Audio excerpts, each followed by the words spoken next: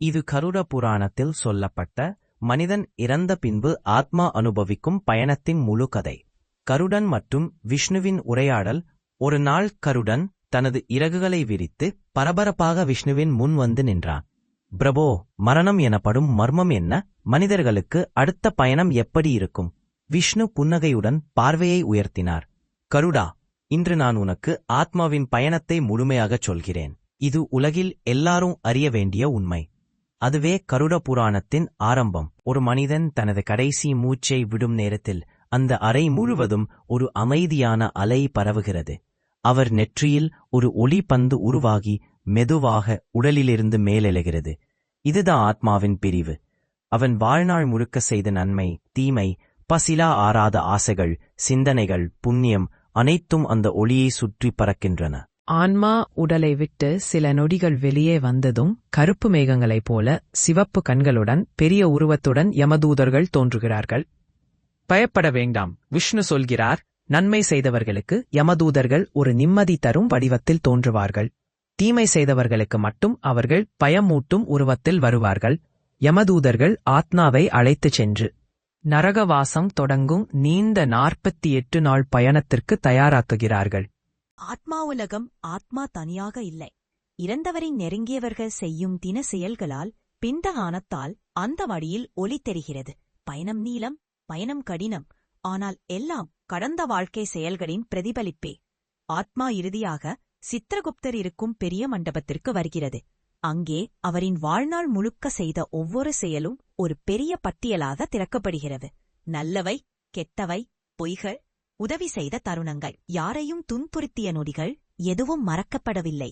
சித்திரகுப்தர் அமைதியாகச் சொல்லுகிறார், மனிதனின் நிழல் கூட தனது செயலனை மறக்காது. பின்னர் அவருக்கு கிடைக்க வேண்டிய புண்ணியம், பாபம் கணக்கிடப்படுகிறது. பாபம் அதிகமானவர்களுக்கு 9 நரக நிலைகள். ஒவ்வொரு நிலையும் வாழ்க்கையில் செய்த தவறுகளுக்கான ஒரு சின்ன திருத்தம். பொய்யாளருக்கு தனியான நரகம், களவு செய்தவருக்கு, துரோகம் செய்தவருக்கு, பெற்றோரை புண்படுத்தியவர்கள். ஒவ்வொரு நரகமும் அவர்களை மாற்றுவதற்காகவே. விஷ்ணு சொல்கிறார், நரகம் எவரையும் தண்டிக்க உருவாக்கப்படவில்லை, மாற்ற உருவாக்கப்பட்டது. நல்லவர் என்றால் பயணம் லேசாகிறது. ஆத்மாவின் பாதை ஒளிவீலும் சுரங்கம் போலத் தெரியும். அதை வழிநடத்துவதற்கு தெய்வீக தூதர்கள் வருகிறார்கள்.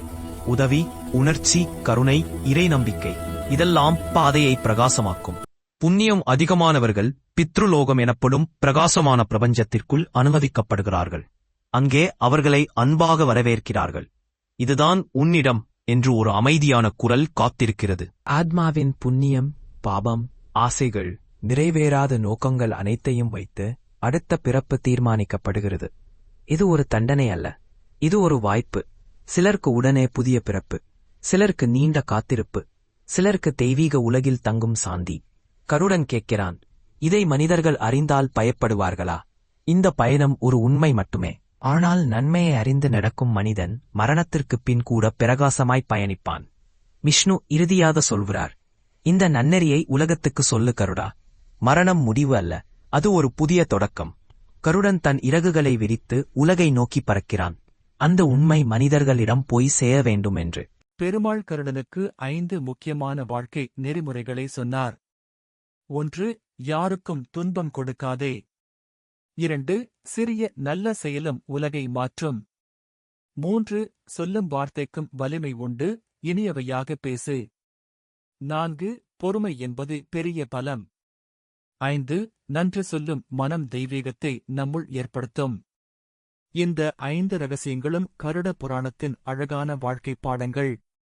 கருடன் பெருமாளை வணங்கி ஒளியாக உயர்ந்தான். அவன் மனம் நிறைந்தது.